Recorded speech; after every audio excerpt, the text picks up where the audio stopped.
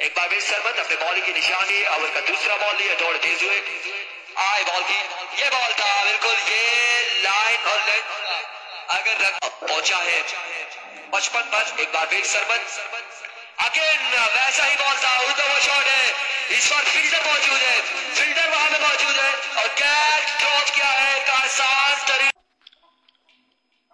अभी को सरमत इस बार स्क्वायर की जानिब के लिए बाउंड्री तक नहीं पहुंचा, ये बॉल 1 रन 2 रन यहाँ पर हासिल कर चुके हैं। क्रुशियल ओवर होगा दोनों टीम के लिए, 33 रन ऑन द बोर्ड। एक बार फिर आए, अंपायर को क्रॉस किया, अच्छी लाइन, ओ अच्छी बॉलिंग का मुजाहरा कर रहे हैं इस वक्त। 33 रन हो चुका है जी, चौथे ओवर का खेल जारी है, सारी एक और एक बार फिर भागते हुए बॉलर आया, अंपायर को क्रॉस किया, बॉल किया और उठा दिया हवा में इस वक्त बॉल। एक बार फिर भागते हुए आए, अंपायर को क्रॉस किया, बॉल की और बॉल